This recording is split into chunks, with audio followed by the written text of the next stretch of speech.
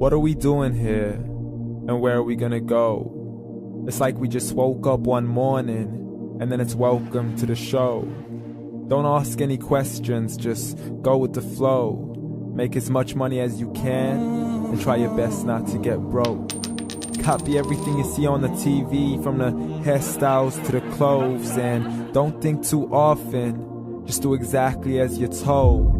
And if you ever get confused, then just turn towards the alcohol.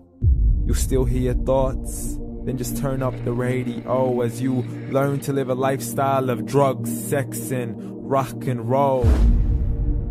But in all honesty, I just need to know, is there more to the cycle than growing and getting old? Living and dying just to leave behind a happy home and a whole lot of property that somebody else is going to own.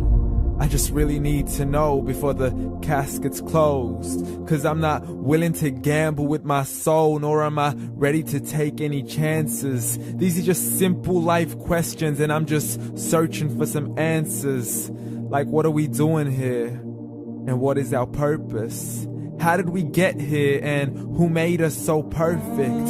And what happens once we go, or is this world all really worth it?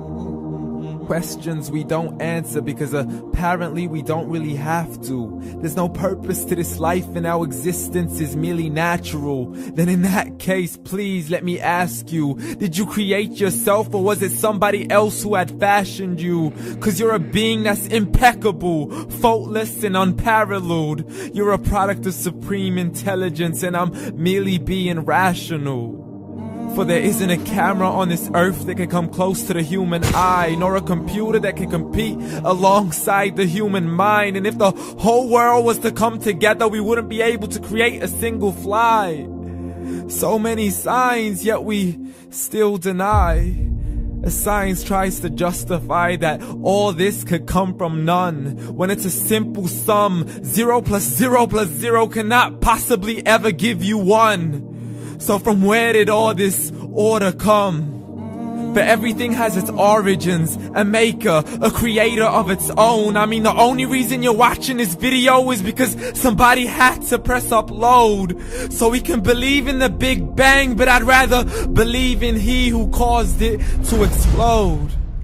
Allah, the creator of everything along with every single soul. The ever-living, the master, the only one who is in control. Unlike his creation, beyond our imagination. And no, he's not a man, nor does he have any partners in association. He's on his own. And no, he did not ever leave us alone. Just like every manufacturer, he left us with an instruction manual. The Quran and Islam, and I'm sorry to jump to conclusions, but it's the only one possible. The only definition of God is the one and only supreme being. It's logical, a book with 0 contradictions, with miracles that are both scientific and historical, all revealed over 1400 years ago. Like the detailed description of the human embryo. The descriptions of the human embryo in the Quran cannot be based on scientific knowledge in the 7th century. To the mountains as pegs holding firm the earth below, and the 2 seas that don't mix in a complete separate flow. To the planets in orbit, alternating night and day as they stay in flow. The expansion of the universe and the creation of everything from H2O.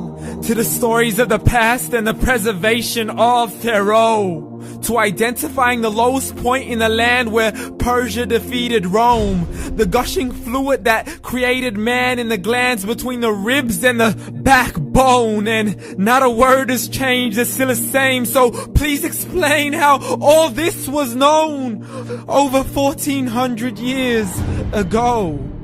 To a man who couldn't read or write, as he would recite whatever the angels spoke. And if you still don't believe, please try to come up with something that's even close. But you can't, so we took God as a mockery and his messengers as a joke. Muhammad could not read or write. How's somebody who can't read or write gonna start a religion? Dismissed his scriptures as legends and tales of the ancient folk, as we live life according to our whims, desires, and hopes. saying this life is the only home we will ever know. We will live then die, then simply turn to bones. YOLO! Correction, after the grass dies, the rain arrives and it regrows, and Allah promises to do the same thing to your very soul and bring you back from your very fingertips to your toes, as the all-seeing supreme being watches us so close, and we are surely being tested in our wealth, our health, and our self, and everything that we've been blessed with. So believe, for we will surely be resurrected and be brought back to our Lord and account for every single deed, as He hands us our books and orders us to read.